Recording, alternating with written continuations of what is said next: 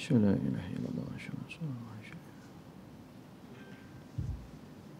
أن لا إله إلا الله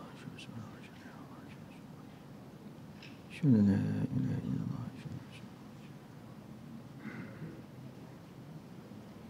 السلام عليكم ورحمة الله وبركاته بسم الله الرحمن الرحيم الحمد لله رب العالمين نحمده ونستعينه ونستغفره ونعوذ بالله من شرور أنفسنا ومن سيئات أعمالنا من يهده الله فلا مضل له ومن يضلل فلا هادي له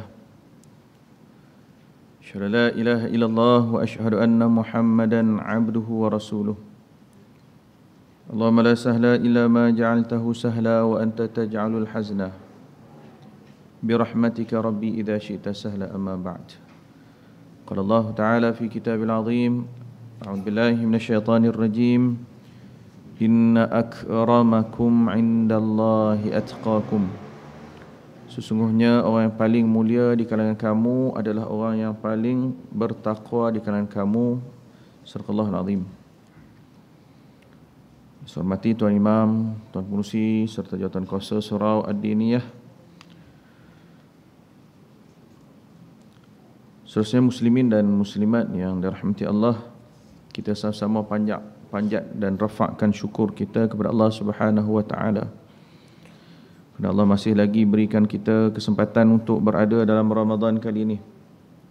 Bukan semua orang Allah pilih untuk masuk dalam bulan Ramadan.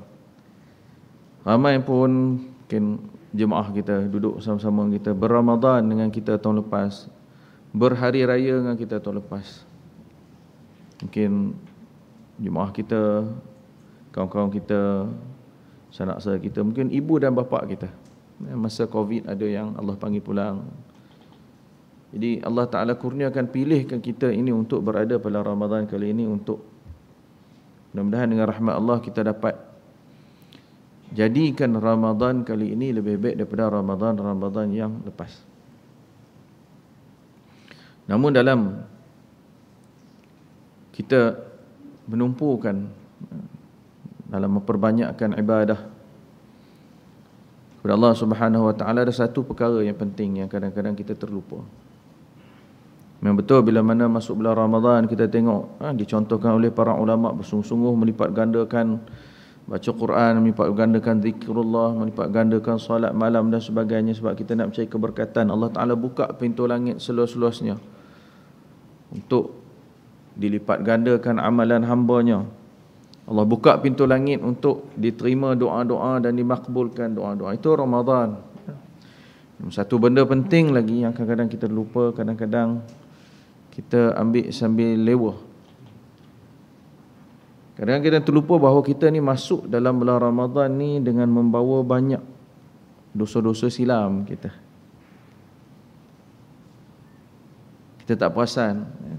Sedangkan kita ni khata'un. Kita ni manusia ni sangat selalu buat dosa. Dosa kita ni maha banyak tuan-tuan dan puan-puan, maha banyak. Kita je tak perasan. Sebab tu antara benda penting yang kita kena ambil peluang sungguh-sungguh dalam bulan Ramadan ini adalah kita kena minta ampun Allah Subhanahu Wa Taala atas dosa-dosa yang kita buat. Dosa kita ni menggunung. Sebab tu Allah Ta'ala sebut innallaha yuhibbut tawabina wa yuhibbul mutatahhirin. Allah ni dia sayang dan kasih pada orang yang bertaubat. Dan Allah dia sayang dan kasih pada orang yang membersihkan diri dia daripada sifat-sifat yang jahat. sifat yang tercela dan sebagainya. Lepas tu Nabi SAW sebut man sama ramadana, dan hadis yang lain man qama ramadana imanan wahtisaban ghufira lahu ma taqaddama min dhanbih. Siapa yang hidupkan Ramadan ataupun siapa yang berpuasa dalam bulan Ramadan dengan penuh keimanan.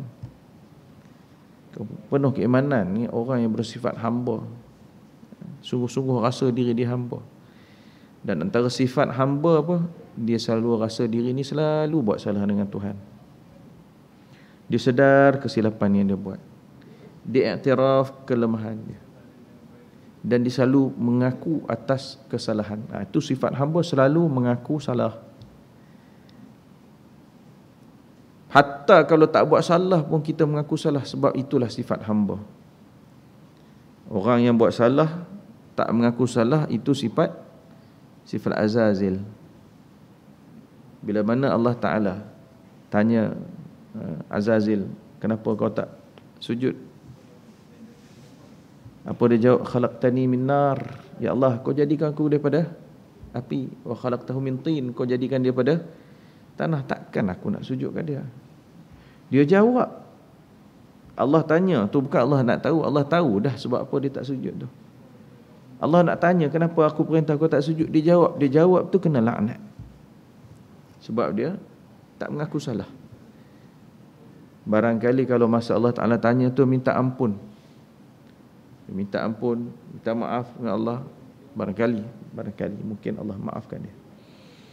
Kerana itu kita ni Allah Ta'ala ajar kita. Manusia pertama yang Allah jadikan, itu Nabi Adam AS. Allah jadikan Nabi Adam AS duduk dalam syurga, diberikan pasangan. Kemudian Allah Ta'ala jadikan Adam AS ini buat salah. Kemudian Adam AS mengaku salah dan mohon ampun dan taubat. Bila mana berada dalam syurga, Allah Ta'ala sebut apa? La taqraba hadhihi syajarata. Hiduplah, makanlah apa semua boleh. Tapi kamu dorang Adam Hawa, la taqraba hadhihi syajarata. Jangan sentuh ni pokok ni, jangan dengan dekat. La taqraba, dekat pun jangan. Fatakuna minadh zalimin. Dekat, kamu sentuh pokok ni, kamu akan jadi orang yang zalim. Datang syaitan, hasud, makan, dikhuldi.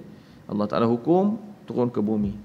Nabi Adam AS turun atas kesalahan dia. Namun ulama sebut kesalahan Nabi Adam adalah kesalahan yang tidak dinilai sebagai dosa. Walaupun tidak dinilai sebagai dosa, Nabi Adam AS sungguh-sungguh minta ampun dengan Allah. Sungguh-sungguh. Allah tegur, terus dia jawab apa? Rabbana zalamna anfusana wa illam taghfir lana wa tarhamna lanakunanna minal khasirin. Beza dengan Azazil tadi. Allah tegur, dia jawab, khalaqtani min nar wa khalaqtahu min tin. Ya Allah, kau jadikan aku daripada api ni, mulia ni, takkan aku nak sujud? Berbeza dengan Adam AS. Bila mana Allah Ta'ala tegur, kenapa makan, kenapa bi'khulli, Rabbana zalamna anfusana. Ya Allah, sesungguhnya kami menzalimi diri kami. Nabi Adam AS ambil balik kata-kata Allah, la taqraba hadhihi syajarata fatakuna minadh zalimin. Kamu sentuh, kamu dekat pokok ni, kamu akan jadi orang zalim. Bila mana dia dah buat salah, dia mengaku, ya Allah, Rabbana zalamna anfusana. Memang kami ni telah menzalimi diri kami, ya Allah. Itu sifat hamba. Taubat kena disertai dengan mengaku atas salah tu. Barulah menunjukkan kita ni duduk-duduk. Ya Allah, aku banyak tinggal solat, ya Allah. Ya Allah, aku solat pun tak khusyuk, ya Allah. Aku puasa pun tak khusyuk. Khusyuk ni bukan solat je, tuan-tuan. Semua ibadah kena khusyuk. Baca Quran kena khusyuk. Apa yang ibadah? Puasa ibadah, puasa kena khusyuk. Baca Quran kena khusyuk, zikir kena khusyuk. Zakat ibadah tak? Zakat kena khusyuk. Semua.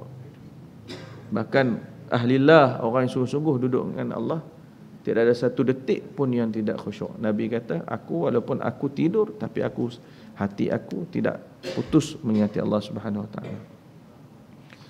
Allah Ta'ala ajar kita dengan lafaz taubat Nabi Adam AS, Rabbana zalamna anfusana wa illam taghfir lana wa tarhamna lanakunanna minal khasirin. Ya Allah, kami telah pun menzalimi diri kami. Wa illam taghfir lana, kalau engkau tak ampunkan kami ya Allah, kalau kau tak rahmati kami ya Allah, lanakunanna minal khasirin, akan pasti kami akan jadi orang yang rugi. Itu dalam hadis banyak diriwayatkan kisah-kisah hebat orang yang bertaubat kepada Allah Subhanahu Wa Taala. Antaranya apa yang disebut oleh Nabi sallallahu alaihi wasallam sebagaimana diriwayatkan oleh Al-Imam Al-Bukhari. Tuan-tuan selalu dengar satu kisah bagaimana satu orang manusia ni dia orang kata gedebel lah, gangster. Tak boleh silap sikit. Silap sikit dia bunuh. Silap sikit dia bunuh. Dia tak cerita banyak. Gangster tak gangster ni, Nabi cerita. Satu orang ni dia kerja silap dengan orang sikit dia bunuh. Dia tak puas hati dia bunuh orang, dia ada dendam dia bunuh orang. Sampailah ke orang yang ke-99 dia bunuh. Bukan seorang dua tuan-tuan, 99.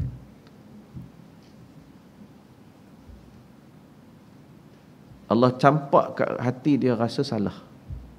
Aku buat ni salah. Maknanya dia ni orang Islam lagi lah, walaupun bukan zaman Nabi. Allah campak kat rasa hati dia, aku ni buat salah, banyak bunuh orang. 99, bukan sikit tuan-tuan, 99. Kalau kita tanya polis, askar yang jaga keselamatan pun hari ni pun tak tentu lagi. Yang duduk berperang dengan komunis dulu pun tak ada, yang mungkin tak sampai 99 orang. Dalam filem Hollywood mungkin. Ini 99 orang bunuh. Tapi Allah tu Maha Pengasih. Dia orang ke-99 tu dicampak dalam hati dia, aku ni buat salah. Dia cari jalan macam mana dia nak taubat. Dia pergi jumpa dengan seorang alim, cerita dekat Tok Syekh ni, Syekh, aku ni banyak bunuh orang. Banyak berapa orang? 99 orang bunuh Syekh. Syekh dengar 99 orang, kamu tak ada jalan nak taubat. Apa dia buat? Dia bunuh Syekh tu. Cukup satu orang. Jangan main-main ni. Dia bunuh Syekh. Cukup 100 orang dia bunuh. Dah kata tak ada jalan, dia bunuh orang tu. Punya dia ni gangster habis lah ni. Cukup. Last kali dia bunuh ulama. Tapi Allah tetap kekalkan rasa nak taubat dalam hati dia. Dia jumpa lagi satu orang manusia, seorang syekh juga. Syekh kata, kamu pergi ke satu tempat ni. Dia lebih kurang macam satu tempat. Di situ ada tempat pengajian, tempat orang menuntut ilmu. Kamu pergi duduk kat situ, mudah-mudahan Allah buka jalan taubat untuk kamu. Dia dengar kata syekh ni, dia terus siap pergi jalan. Lebih kurang kata nak pergi pondok ke apa, lebih kurang macam tu lah. Sungguh-sungguh nak taubat dia tinggal lah kerja dia pun semua, siap pergi. On the way dia nak pergi kat tempat pengajian tu, yang dia harapkan dia nak taubat tu, yang dia nak berubah diri dia. Allah takdirkan dia mati dalam perjalanan. Dia mati dalam perjalanan. Bila dia mati dalam perjalanan ni, Nabi cerita apa? Dua orang malaikat, fakhtasama malakul maut war rahmah. Malaikat maut dengan malaikat rahmat ikhtasama, makna kata berbalah. Fakhtasama malakul azab war rahmah. Berbalah malaikat azab dengan malaikat rahmat. Makna kata kita ni mati ni nak tunggu siapa nak ambil kita? Malaikat rahmat ke malaikat azab? Malaikat azab kata, ni aku punya ni roh ni, dia ni kawan ni, dia ni banyak orang yang asi, orang banyak buat salah ni. Nabi sebut dalam Bukhari, Sahih Bukhari. Tak, malaikat rahmat kata, tak, dia ni orang yang taubat, nak dalam perjalanan nak taubat. Tak settle, bawa pergi ke Allah. Tak ambil lagi ni, roh ni tak ambil lagi. Makna kata kita mati, tunggu. Kalau kita orang baik, mudah-mudahan semua kita dengan rahmat Allah, mudah-mudahan malaikat rahmat ambil kita. Orang yang asi, orang kufur dengan Allah Ta'ala, orang derhaka, malaikat azab awal-awal lagi dah ambil roh kita. Ini Nabi sebut ni. Fakhtasama malakul rahmati wal azab. Tak settle, jumpa Allah Ta'ala. Allah perintah apa Nabi sebut? Allah perintah kira daripada tempat dia mula berjalan nak pergi ke tempat pengajian tu, mana lagi dekat. Malaikat kira tempat dia mati tu. Akhirnya malaikat kata, tempat dia mati tu lebih sejengkal kepada tempat pengajian tu. Maka kata betul-betul kat 50-50, lebih sejengkal dia mati dekat situ. Itu rahmat Allah. Maka Allah Ta'ala kata malaikat rahmat ambil. Allah ampunkan dosa dia, Allah terima dia sebagai ahli iman. Tuan-tuan, tak sampai lagi ni, tak sampai lagi. Tapi niat dia tu, perjalanan dia lalui tu, azam dia tu, kesungguhan dia nak jadi baik tu, walaupun baru lepas bunuh orang. Sebab tu Allah Ta'ala ini dia sentiasa mendahulukan rahmatnya berbanding murka dia. Allah sentiasa mendahulukan rahmat kasih sayang dia berbanding dengan murka dia. Kalau kita tengok kita ni berapa banyak dosa dah kita buat. Kita ni sepanjang hidup kita berapa banyak dah salah kita buat dengan Allah. Kalau kita lah yang dihukumkan tu, yang diberi apa orang kata power untuk hukum, orang buat salah dengan kita cakap 2, 3, 4 kali lebih daripada tu siap. Memang kena kita marah ke, kita panggil, kita buat laporan polis kan, nak menunjukkan anger kita, marah kita. Allah Ta'ala ni kita berapa banyak dah. Kalau kita lah ada kuasa, orang kena petir saja, salah sikit 2 kali, 2, 3 kali petir, 2 kali kan, kena langgar kereta, semuanya nak marah kan. Tapi sebab tu kisah, ada setengah ulama ceritakan kisah Qarun sikit bila mana dia ni Qarun ni, dia ni bukan orang tak cerdik. Zaman Nabi Musa ni ada 3 orang yang hafiz Taurah. Yang pertamanya Nabi Musa, yang keduanya Nabi Harun, yang ketiganya Qarun. Dia ni asal orang susah. Jadi dia, saudara dia Nabi Musa, wahyu duk turun, dia hafal. Dia ni hafiz Taurah. Kalau zaman kita ni adik-adik hafiz Al-Quran, dia hafiz Taurah. Tapi hidup dia sangat susah. Dia minta Nabi Musa suruh doakan dia. Nabi ni, puak-puak Nabi ni doa makbul. Kita ni kalau ada tok guru apa, kita duk minta tu sebab kita sangka baik kita doa dia makbul. Puak-puak Nabi, puak-puak Rasul confirm doa makbul. Tapi berapa kali dia minta, Nabi Musa kata sabar, jangan. Akhirnya banyak kali, berulang-ulang kali dia minta, so Nabi Musa doakan, bagi Nabi Musa saudara minta, dia doakan. Nabi Musa doakan, dia terus jadi kaya, makbul. Bahkan seorang ulama kata dia dapat formula macam mana nak buat emas. Dia boleh adunkan bahan tu jadi emas. Qarun, Allah bagi rahsia dekat dia, dia adun. Sampai dia ni terlalu kaya. Setengah riwayat kata dia kunci yang bawa gudang, bukan gudang, kunci yang bawa gudang ditanggung oleh 50 ekor unta, kunci saja. Kunci. Tak tahu di gudang tu dengan security lah, dengan apa semua. Akhirnya kaya dia tu menyebabkan dia tak nak keluar zakat. Nabi Musa datang minta keluar, tak. Dipendekkan cerita macam mana tuan-tuan semua tahu. Dia diberi hukuman, ditelan. Nabi Musa tak tahan, Nabi Musa doa, maka ditelan oleh bumi. Saat dia ditelan oleh bumi, dia minta maaf dekat Nabi Musa. Minta maaf. Tapi Nabi Musa kata, jalan, telan. Maka setengah riwayat kata, dah telan pun semua, datang satu suara dekat Nabi Musa, Nabi Allah Musa, hai Musa, dia minta dekat kamu. Kalau dia minta dekat aku ampunkan dosa dia. Itu Allah tu. Nabi Musa tak salah, dia Nabi dan Rasul, hak dia. Tapi Allah ni kasih sayang dia lebih besar. Kalau minta dekat aku ampunkan dosa dia. Allah sentiasa mendahulukan kasih sayang dia berbanding murka dia. Tuan-tuan dan puan-puan dirahmati Allah, Ramadan kita berbaki kurang lebih 20 hari lagi. Gunakan sebaiknya, renung dosa dan salah kita. Andai kita besok pagi ni kita mati, dosa kita nak bawa ke macam mana? Minta ampun sungguh-sungguh dengan Allah. Dengan manusia, dengan mak ayah kita mungkin ada yang tidak terampun lagi. Kalau yang masih mak ayah masih hidup, Ramadan ni takkanlah tak tercall, langsung angkat call. Kepada mak ayah yang dah pergi, tidak salah dan tidak pun kata terhalang untuk kita masih menjadi anak-anak yang saleh dan salihah walaupun mak ayah kita dah tak ada.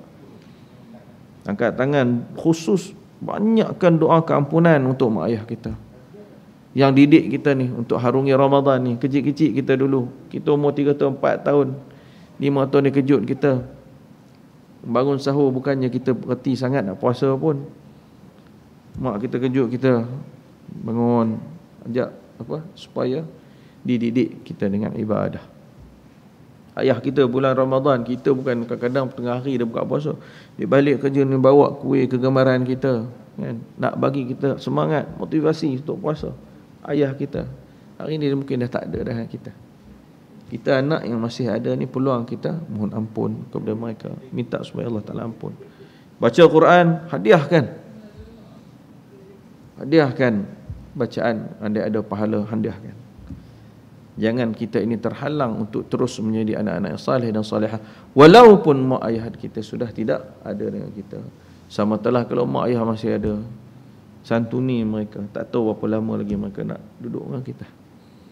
Jadi saya kira Ramadan ni datang dengan 1001 macam rahmat, ya, keterbukaan, doa makbul dan sebagainya. Mudah-mudahan Allah jadikan sekali lagi Ramadan kali ini lebih baik dari Ramadan yang lepas. Kerana itu banyakkan pun kata mohon keampunan kepada Allah Subhanahu Wa Taala. Kalau kita tengok last kali saya sebut, Nabi sebut hadis yang sebut tadi, man qama ramadana imanan wa ihtisaban ghufira lahu ma taqaddama min dhanbih. Siapa yang dirikan Ramadan dengan penuh keimanan dan penuh pengharapan kepada Allah Subhanahu Wa Taala, Allah Taala akan ampunkan dosa. Tengok matlamatnya akhirnya Allah ampunkan dosa.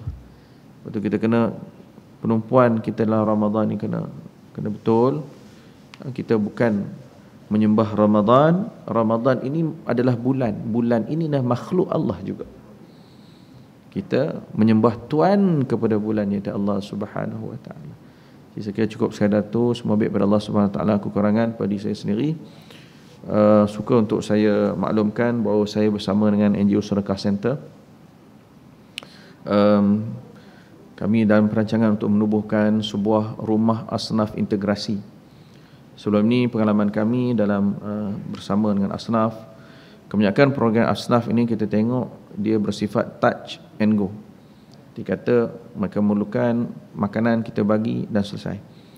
Namun setelah beberapa tahun kami notice satu benda, asnaf ini mereka juga kekurangan sangat-sangat daripada sudut kesedaran agama.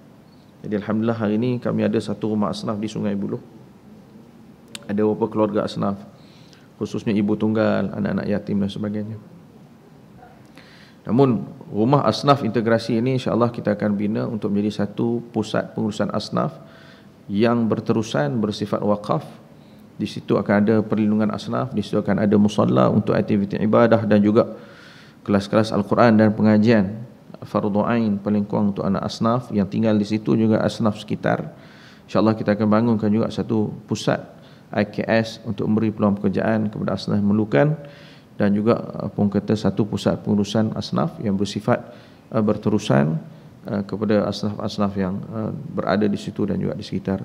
Jadi mudah-mudahan ia menjadi satu model pertama dalam menjaga kebajikan dan membangunkan kebajikan asnaf di Malaysia mudah-mudahan. Dan insya-Allah kalau tuan-tuan bersifat berhajat untuk menyumbang dan berwakaf, boleh layari www.sadaqahcenter.com ataupun boleh buka FB, ataupun boleh kalau yang berhajat untuk membeli sumbangan cash boleh buat demikian hari ini. Niatkan wakaf untuk rumah asnaf. Aqulu ma sami'tum wa astaghfirullah li wa lakum. Assalamualaikum warahmatullahi wabarakatuh.